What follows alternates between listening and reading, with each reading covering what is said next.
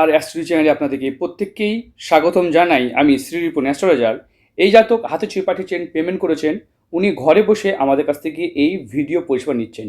আপনারা যদি মনে করেন ঘরে বসে আমাদের কাছ থেকে এরকম ভিডিও পরিষেবা নেবেন, এই যে হোয়াটসঅ্যাপ আপনারা দেখতে পাচ্ছেন এই নাম্বারে যোগাযোগ করবেন। এই জাতক আমাদেরকে ফোনও করেননি, শুধুমাত্র হাতে ছবি পাঠিয়েছেন, ওনার কোনো প্রশ্নও নেই। উনি ডেট অফ বার্থ, টাইম দিয়েছেন আর ফিজটা দিয়েছেন, আমরা ওই হাতের উপরে ভিডিও করছি।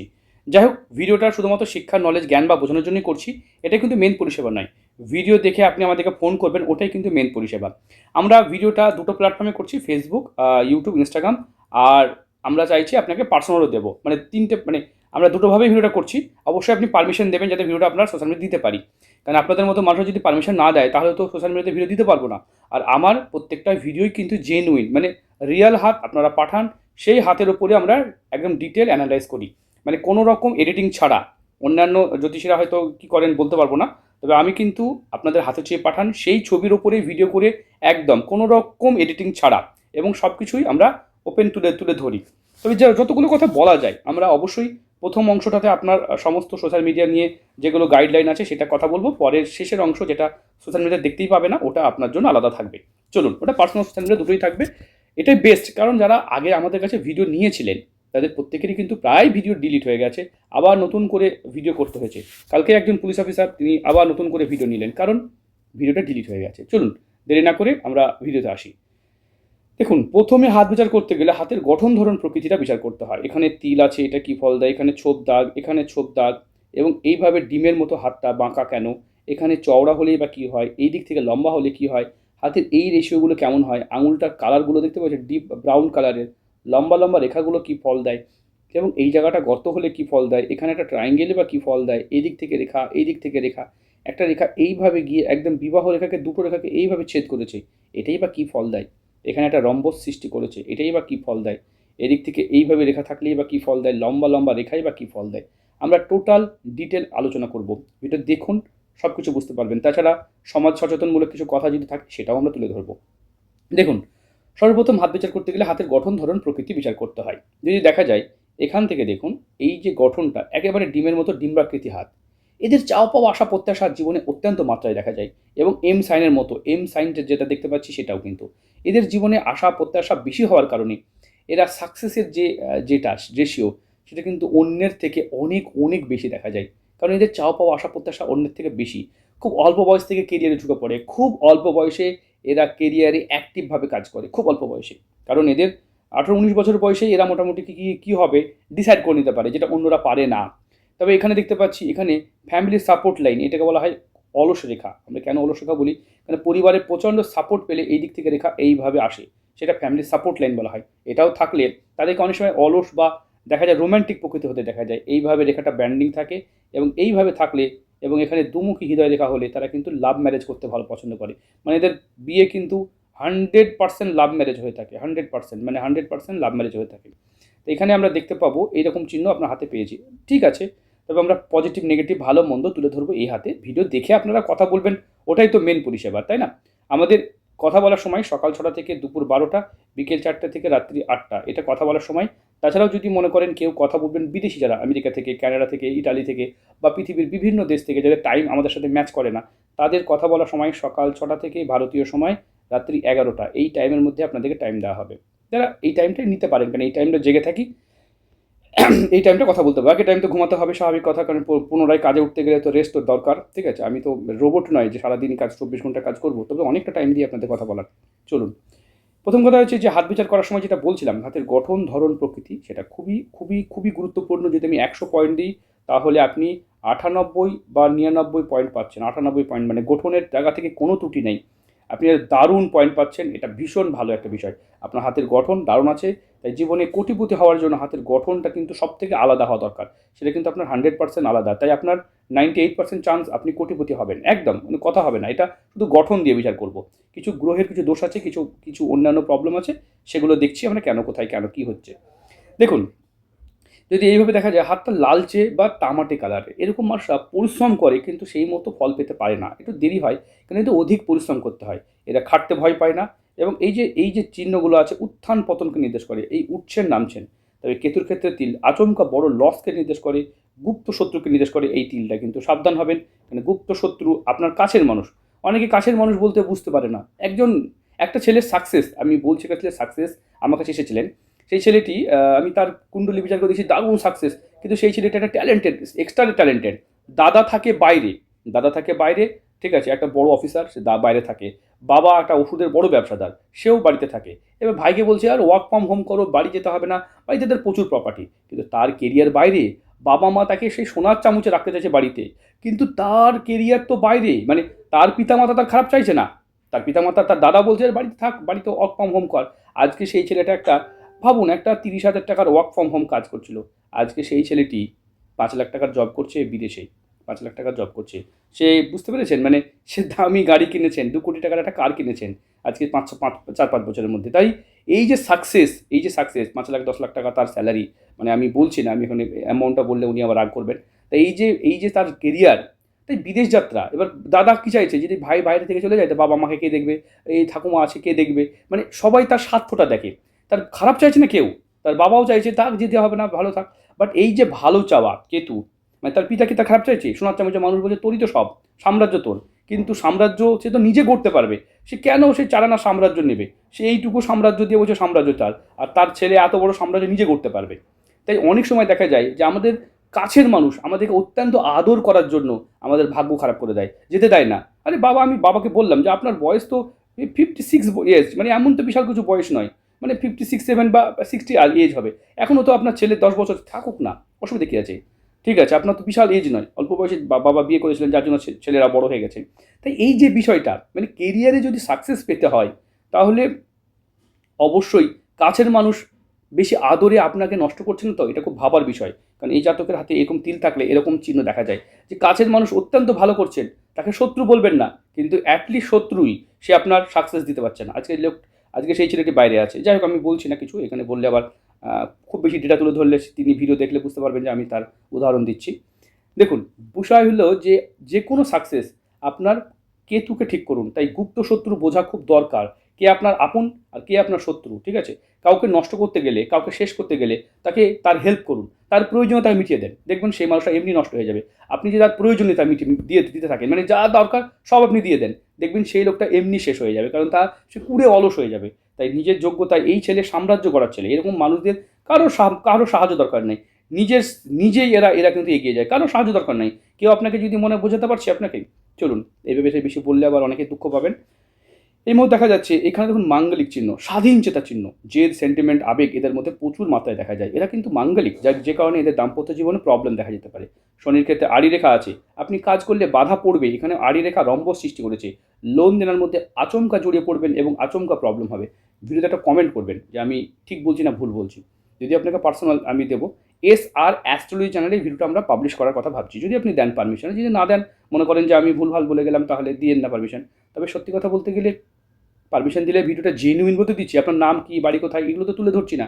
তাই কোটি কোটি হাতের মধ্যে আপনিও তো একটা ভিডিও দেখে ইমপ্রেসড হয়ে আমার কাছে হাত দেখাতে এসেছেন। তাই আপনি যদি অন্য কাউকে যদি না দেখে সুযোগ দেন, তাহলে কী করে হবে, তাই না?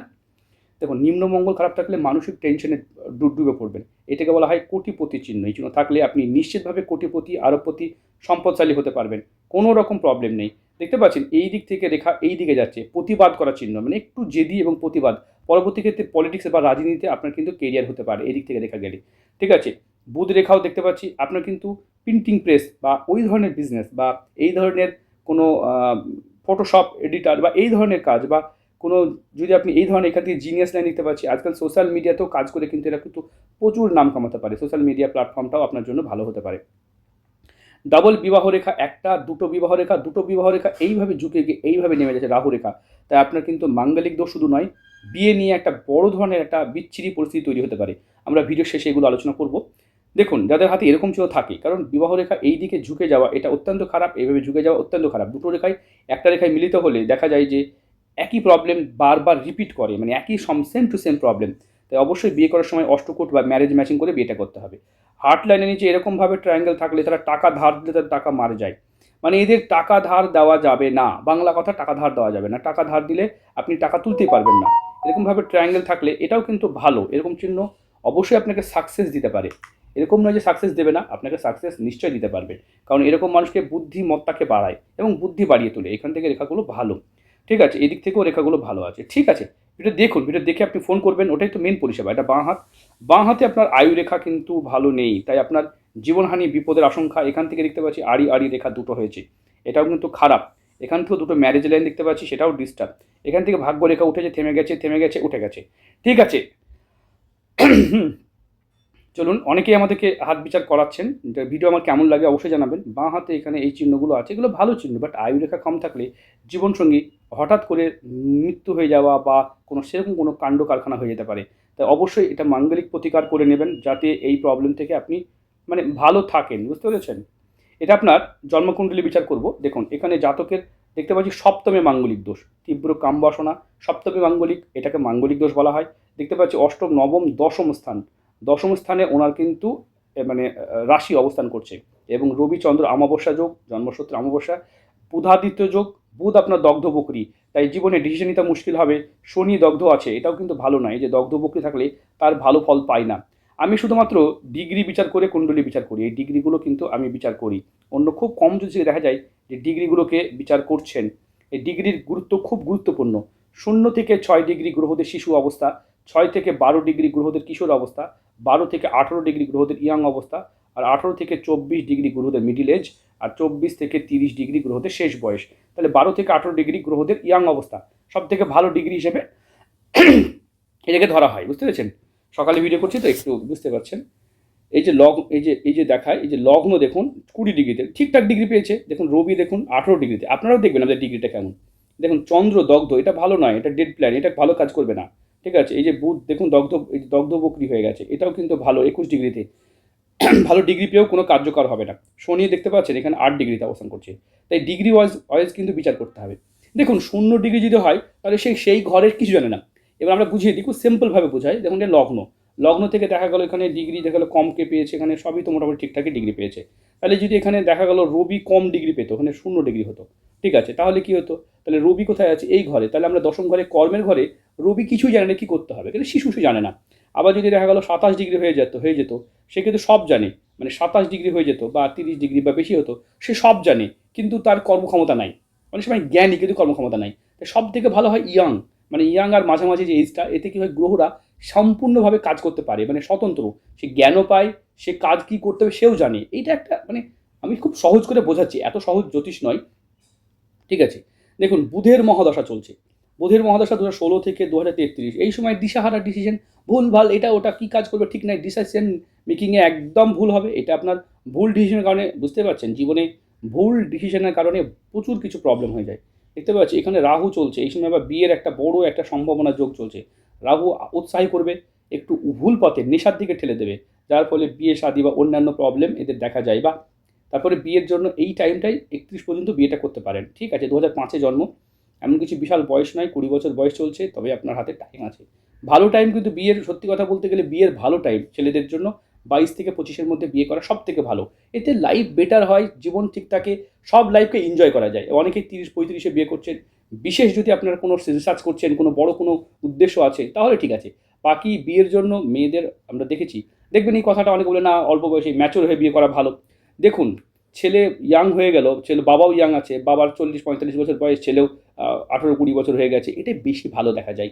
আমাদের ঠাকুমারা দেখবেন আমাদের মায়ের থেকে বেশি সুস্থ, আমাদের অনেকের দেখা যাবে, যারা যারা যারা দেখতে পাচ্ছেন, আপনাদের যারা দেখবেন, যারা 35-এ বিয়ে করেছে বা 30-এ বিয়ে করেছে, তাদের হেলথের থেকে দেখবেন, যারা 13-14-15-তে বিয়ে করেছে আগের যুগে ঠাকুমাদের, তাদের কিন্তু স্বাস্থ্য বেশি ভালো। তারা 25-এর মধ্যে চ্যাপ্টার ক্লোজ করে নিয়েছে, 25-এর মধ্যে বাচ্চা নেওয়ার চ্যাপ্টার ক্লোজ, 25-এ আর বাচ্চা নেয়নি, তারা জীবনকে এগিয়ে গেছে, বডি রিকভার করে গেছে। আর বিয়েই তো করছে এখন 31-32-35-এ। তারপরে ভেবে দেখতে পারেন, মানে আমি একটা খুব জ্ঞানের কথা বলি, একজন বিয়ে করলো 40 বছর বয়সে, উনি রিটায়ার্ড কবে নেবেন, 60-এ রিটায়ার্ড নেবেন, 60 বছর রিটায়ার্ড নেবেন, তাহলে 40-এ, তার মানে 41 বছর বয়সে তার বাচ্চা হলো, তার মানে তার বাচ্চার বয়স হচ্ছে, তাও হবে কিনা সন্দেহ, 19 বছর তার বয়স, 60 বছরে 19 বছর বাচ্চার বয়স। এখন সে 19 বছরের ছেলেকে বলছে নিজের পায়ে দাঁড়া, কী করে দাঁড়াবে সেই ছেলেটা, এখনকার বর্তমান কোনো দাঁড়াতে পারবে? তাহলে সে 60-এ রিটায়ার দিতে পারবে না, তাকে বাধ্য হয়ে সে কতদিন খাটতে পারবে, 70 পর্যন্ত ম্যাক্সিমাম পর্যন্ত খাটতে পারবে, তারপর তো আর বডি সাথ দেবে না। এই তো আর নরেন্দ্র মোদী নয় যে একদম মানে সে সেই প্রধানমন্ত্রী নয় যে 80-90 বছর মধ্যে কাজ করবে। তাই এই 70 বছর পর্যন্ত একটা সাধারণ মানুষ খাটতে পারে না, ঠিক আছে। 60-এ সরকারিভাবে রিটায়ার্ড, তাহলে সে কতদিন খাটবে? তাও যদি 70 ধরি, তাও 29 বছর বা 28 বছর 29 বছর বয়স হয়। এরকম প্রচুর প্রবলেম আমাদের সামনে আসছে। বাবা এতটাই বৃদ্ধ হয়ে গেছে যে বাবা আর ছেলেকে খাওয়াতে পারছে না, ছেলে আর কী করবে দিশা পাচ্ছে না। সে বড়ই হয়নি, এরকম হয়ে গেছে, মানে দেখা যাচ্ছে তার বয়স কম। তাই বিয়ের একটা সত্যি কথা বলতে গেলে বয়সটা কিন্তু সত্যি যদি প্রশ্ন করেন 22 থেকে 25-এর মধ্যে, ম্যাক্সিমাম 30, তার বেশি দেরি করাটা ঠিক নয়। এতে কী হবে, আপনার পরের প্রজন্ম এখন মনে হবে ঠিকই আছে, আমি তো নিজের পায়ে দাঁড়িয়ে বিয়ে করলাম, সব ঠিক আছে নিজের পায়ে, কিন্তু পরবর্তী ক্ষেত্রে, পরবর্তী জীবনে আপনার সন্তানের ক্ষেত্রে ভেবে দেখুন। একটা মেয়ে 19 বছর বয়স, তার বাবা এখন ওই মানে কি বলবো, এখন হিসাব নাই, তবে 70-75 বছর বয়স হবে, মাও বৃদ্ধ হয়ে গেছে। এখন মেয়েটি কী করবে ডিসাইড করবে না, ওই রোজগার করে বিয়ে করবে না বাবা মাকে এখন বৃদ্ধ অবস্থায় খাওয়াবে, ও জানে না, মানে ডিসাইড করতে পারছে না। তাই এইগুলো কিন্তু ভেবে দেখতে হবে। আর বেশি দেরি হলে বাচ্চা কাচ্চাতেও দেরি হয়। যা জ্ঞানমূলক কথা বললে আপনারা রাগ করেন, এটা কাজে লাগবে ভাই।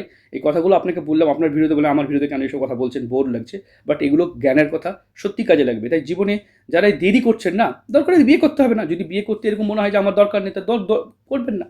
অনেকেই মনে হয় যে আমার দেরি হয়ে গেছে, এপিজে আব্দুল কালাম বিয়ে করেনি, অনেকে আছেন, অনেকে বিয়ে করেনি, এরকম বহু ব্যক্তি আছেন যারা সমাজের যারা মহান ব্যক্তি ছিলেন। আপনিও বিয়ে না করে থেকে যেতে পারেন, যারা এরকম ভাবেন।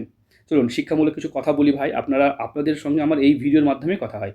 তো সপ্তমী মাঙ্গলিক আছে, এটা অবশ্যই সুন্দর জীবন। 1 2 3 4 5 6 সিক্স হাউসে রাহু দেখতে পাচ্ছি, এইভাবে আপনার পূর্ণ কালসর্পযোগ করেছে। কেতু যুক্ত থাকলে গুপ্ত শত্রু, যেটা বলছিলাম না ষড়যন্ত্র যোগ, এটা ষড়যন্ত্র যোগ বলা হয়। কেতু বৃষ্টি যোগ ষড়যন্ত্র যোগ, খুব ভালো যোগ নয়, অত্যন্ত অশুভ যোগ। ঠিক আছে, অনেক জ্ঞানমূলক কথা বলি যে ভিডিওগুলোতে, সেই ভিডিওগুলোতে কালকে একজন বলছে কোনো রকম সোশ্যাল দেবেন না। তা ভাবুন, আমি যে কথাগুলো বললাম সেগুলো সমাজের কাছে গেলই না। তাই 10টা জায়গায় বললে একটা জায়গায় হয়তো পারমিশন পাচ্ছি, বাকি সবাই এতটাই জেনুইন বলে ফেলছি যে সেই মানুষগুলো বলছে আপনি কি মানে এত কী করে জানলেন, এত জ্যোতিষী তো সবই জানবে। ঠিক আছে, জ্যোতিষ আমি করছি কিসের জন্য? চলুন এইগুলো আড়িরেখা ঠিক করবেন, আয়ুরেখাকে ঠিক করবেন, এখান থেকে বিবাহ রেখাকে ঠিক করবেন। ঠিক আছে, এগুলো ঠিক করা যায়, অসুবিধা কিছু নেই।